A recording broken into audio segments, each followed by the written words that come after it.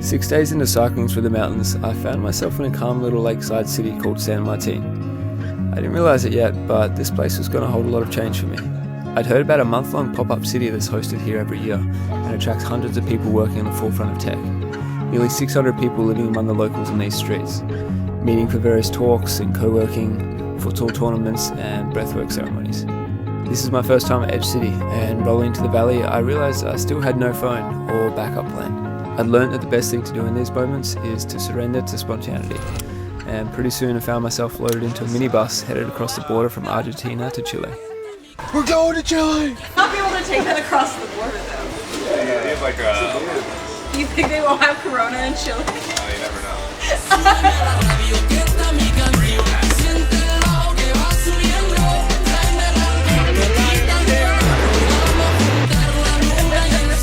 Ya no me importa nada, ni el día ni la hora.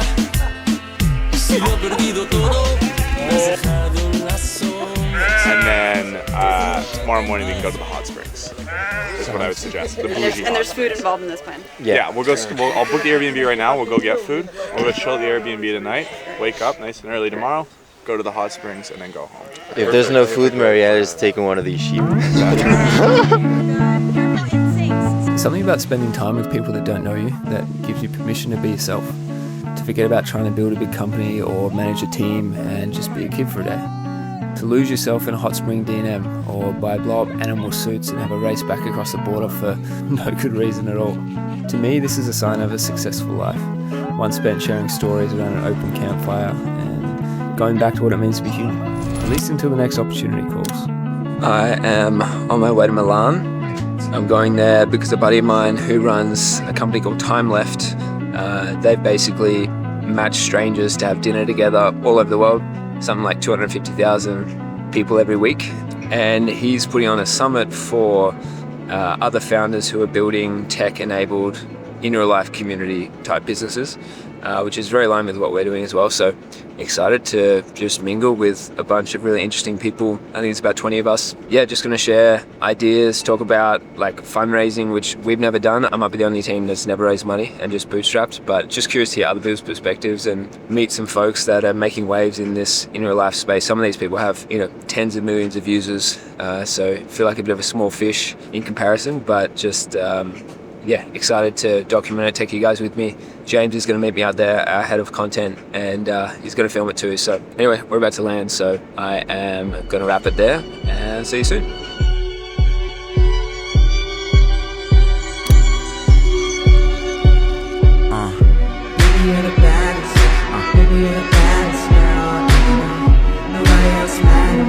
Hello everyone, I'm Jai from Australia, but Ed didn't give it away. I run, with a co-founder, I run a company called Art of Mondays, and we're in a unique position where we are the customer, so we're really just building something for ourselves, which is bringing ambitious people together, creating space for these people, mostly founders and people creating in their own lives. And I think our mission actually extends further into alternative education and helping really, I think the greatest freedom in life is when you can make money doing something that you like doing. So one day having schools and that sort of thing is on the roadmap. And again, it's really all about belonging. And we spoke about loneliness a few times. I think we help people find their people in a more authentic sense. There's a lot of entrepreneur groups and members clubs, but a lot of them are very status driven and maybe care about different things as well. Baby blue, just like we rehearsed.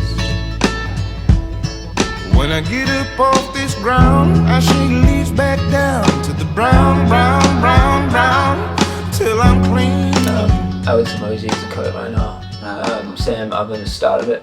I caught up with Sam in LA and actually had quite a good conversation about how he thinks about that. And their mission is to help a billion people find community, so it's probably pretty relevant. It's initially a tech tool.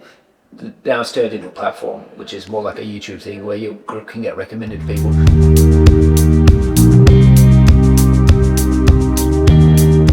I thought it was cool that Capucine was first employee of Time Left. They now have 100 people. She's the chief of staff. She's running the show here.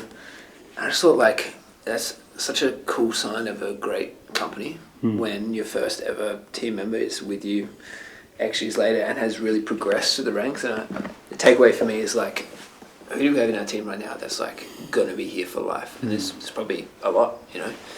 And how do we nurture these people? How do we train these people? How do we make sure that actually happens and not just look for new, look for more experience, look for better all the time? Of course, some roles need it, but. So I can start, and then we're gonna go move himself a bit more of every subject. And a founder thing.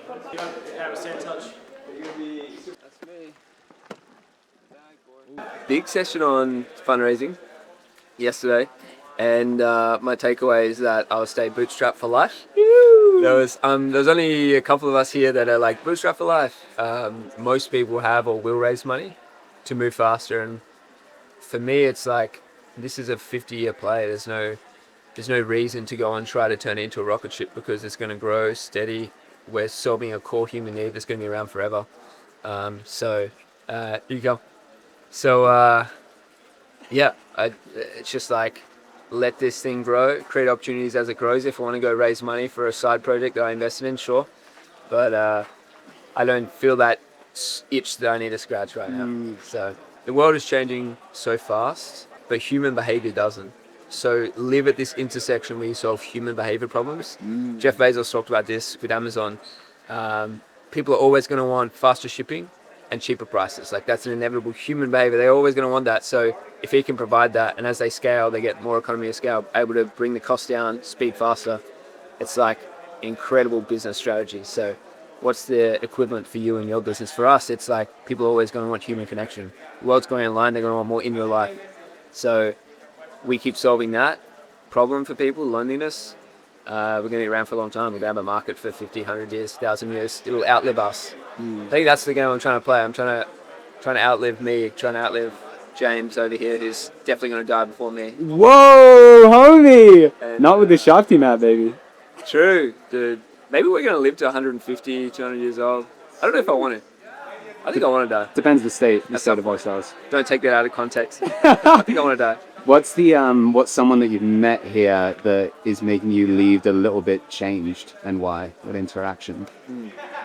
Everyone has like something little about them. I'm really inspired by the passion that these guys have. This is the first time I've seen a group of people that are all building in the same industry, like in real life community enabled by tech.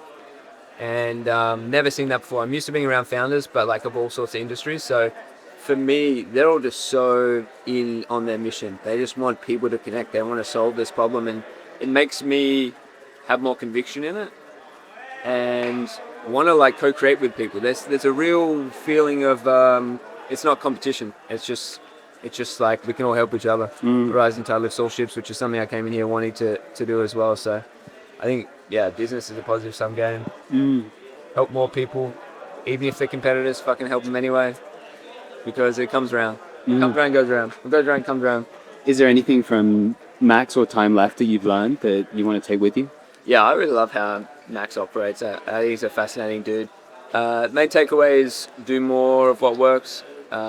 If you want to spend more on ads, if we want to spend $1 million a month on ads, we're probably going to make 10 times the ad credit that we're making now. So figure out systems to do that.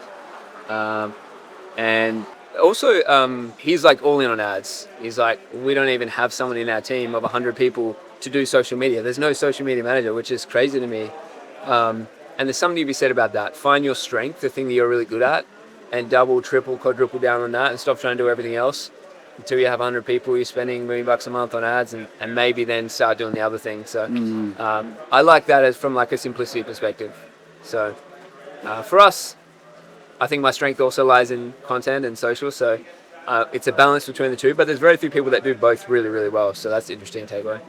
Maybe it'll be us. Flying to Amsterdam today, first time in Amsterdam, catching up with Cammy, who ditched me in Patagonia.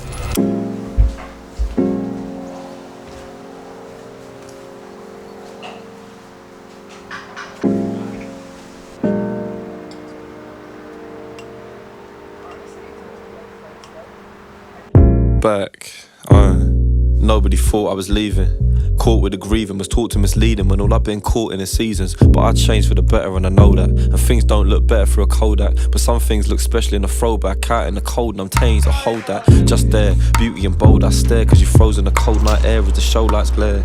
You can hold mine bare, cause the cameos grow so rare. I suppose I care about you more than anyone else. I don't think YouTube's ever seen who this guy is. I know. Cam, come back.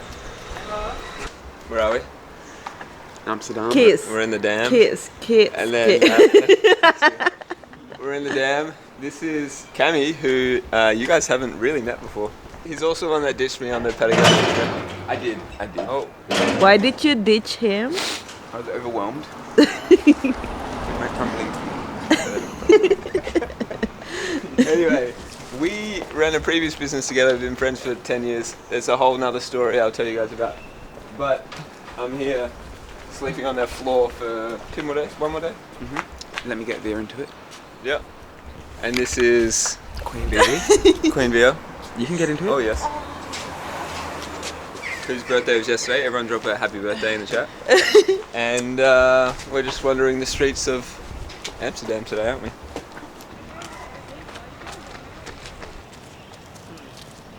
I wasn't going to film this, and then I figured it's probably worth filming this because one, I get to look back on it, and two, to show the actual reality of building things. But we called like a emergency company-wide meeting today, which I was on just before, and just wanted to be really honest with the team and bring them along the journey. We've had 4 months trending downwards in the business and costs trending upwards, and you let that play out for a little bit longer and you're in a pretty shitty spot. So we just wanted people to be along on the journey, understand, the severity of it, understand the vulnerability from us, and band together and really change it. So it was cool to see, I think a lot of teams would be scared from something like that, but our team really had a lot of motivation. But yeah, that's the honest reality since I last checked in on company growth. It probably seems like we're just like, the Mondays to the moon. But it's not always the case. So just like Apple had their almost bankruptcy. I'm reading Richard Branson's other book now, and he talks about it. He's got like 8 different billion-dollar businesses now, but many of them that almost went under at certain points. So we're not quite at that point yet, but just future-proofing and making sure it doesn't happen. So that's the story for me. Cammy's also in the same boat, I think. Up and to the right only, mate. Right. What are the updates from you? Too many. But I would say be patient. Mm-hmm. Be patient. And set expectations well. It's easier to share the good than the bad. Mm. If you zoom out, growth year over year probably is what most people want versus a huge month followed by another huge month followed by spiraling into the side of a cliff. Versus just the people that I admire consistently just do one thing over a long period of time and compound it and learn it and look after their customers. And this is patience. But it's hard. It's harder. Hindsight's good, but also you don't know. All this is to say, in the short term, it can look like this. Long term, when you zoom out enough, it can look like this. But when you're in the moments of this, don't allow your emotions to control you. You have to just show up. You don't want to do a backflip and then not pull out in time, even though you can backflip, and sometimes you learn a lot by backflipping. I'm not gonna lie, I don't really know what that means. Growth, if you fully, You go too fast, shit cracks. Yeah. And honestly, 1 week is not long, 1 month is not long, 1 year is not long. 10 years is probably the plan. Going is tough. I wait till it falls on deaf ears. Hearsay without the boundaries of love. My take is I wish there was a better way. I got a lot of love, a lot of loose ends, a lot of people that I wish I knew end. Friends beckon every second you spend. Went in the pen, every letter you send. I got a lot of love.